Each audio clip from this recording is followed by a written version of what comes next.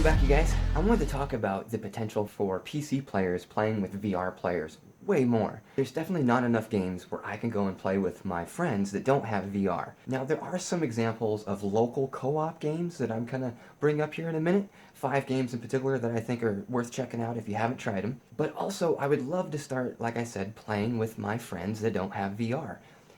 And you hear a lot of game developers saying that they don't want to develop VR games because there's just not enough people playing VR. And that makes sense. So you want to make something that people are going to be able to buy, right? And if a lot of people have it, and that makes it a lot easier. So yeah, I definitely get the risk of developing a full game for VR.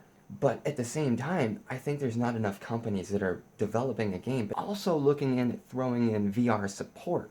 Why not double dip? Why does your game have to be just VR? I think that's kind of pushing it. You don't have to just keep it a VR game. Now, there's some examples of games right now where, of course, we can play a normal PC player and a VR player. Most of them are the same type of game, like, for example, Project Cars or Dirt Rally. It doesn't matter who's got VR or not. Elite Dangerous. Elite Dangerous is another fantastic one to play because you've got the VR player and again the PC player connecting into that same world. It's really, really cool. But at the same time, I would love to see even more games adding that. Like, for example, if the next Battlefield game doesn't have VR support, it would really blow my mind. I used an example in another video of having maybe VR-specific roles for VR players, but at least make it so we can all play together. I just don't see why that would be a problem. I don't see why you would have to develop your game specifically just for VR. We've already seen that you can do enough tweaking of a game to make it work in VR, so I think a couple little design changes here or there, and everybody could be happy, everybody could be playing in the same world together. And to me, that would be awesome. And it takes a lot of risk out of the developer's hands going, well, we're only selling it to VR players. No, you can sell it to everybody. It just so happens to work in VR. And one of the examples I used videos ago was making like a real-time strategy game where the PC player would command VR players. Like, how cool would that be? Issuing real people orders and seeing them go off and execute the orders, and the VR players are leveling up, and you're telling them to go disarm bombs and raid little things, and it could be really tons of fun. But the problem would be getting the population base, right? How are you going to get that many VR players to show up that you could command enough of them? So I think making it so you could play these games in VR and non-VR is really, really going to be king to showing and getting VR out there to the world. So what do I mean by showing? Let's say you're playing one of these new games that just came out that you can play in PC and VR. And you're one of the VR players, you're having a good time. You're going to be selling VR to those non-VR players. They're going to see you maybe out there doing cool stuff, and they're going to know, wow, that guy's really like doing that. He's in VR right now. I think just allowing those VR players to dip into normal traditional PC games will start pulling those PC players into VR. I think it would be a win for everybody if we could all play in the same games. Now, I'm not saying every game needs to be specifically made so it's PC and VR, but it's definitely not going to hurt. There's not like a laundry list of reasons why you shouldn't do this. If anything, there's a laundry list of reasons why more games should be cross-platform like that. Now, there's some local multiplayer stuff that I wanted to bring up. 5 games that I would actually recommend purchasing. The first one is Diner Duo.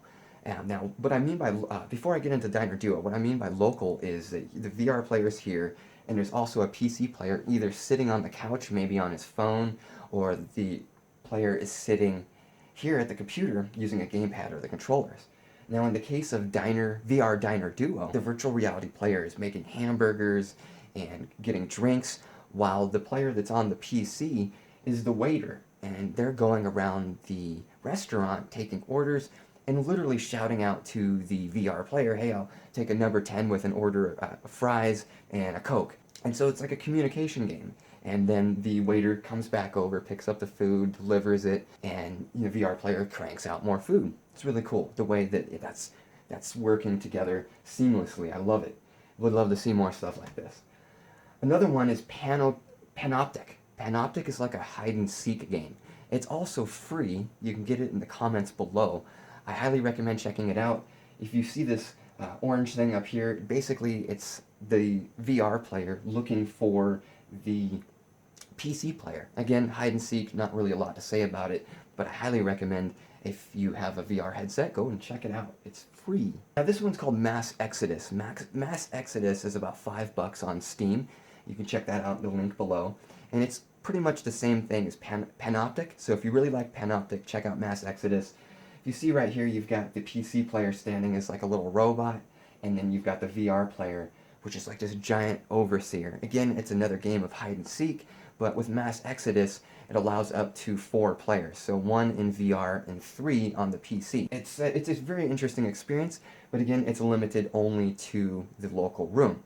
And I would definitely love to see, again, more games promoting not having to be in the same room. And I think the last one that I would recommend is Keep Talking and Nobody Explodes. Very cool game. If you haven't played it and you want like a fun party game, this is definitely be one of the go-to choices. You have a player on the PC or on his phone telling the player in VR that's seeing the bomb what to do. So you've got, if you're in VR, you've got this bomb in front of you, all these different switches, buttons, and then somebody else is sitting on the PC or their phone giving you those instructions on how to disarm it. And every time you play it, the bomb ends up changing. So it's procedural. So every time you go through it, it's always going to be different. Really a fun experience, fun party game, and really tests like the levels of communication. VR Diner Duo kind of was similar to that. So I would definitely love to see more games like this, but especially I would love to see more games where I could just play with my friends across the world that don't have VR. What kind of games do you think would work really well for a method like that? I had mentioned the real-time strategy example, but there's all kinds of different ways this could work, and we haven't even thought of half of them yet. So let me know in the comments below what you think. If you liked this video, leave me a like. If you didn't like it, you can leave me a dislike. Thank you for taking the time to watch, you guys, and we'll see you tomorrow. Bye.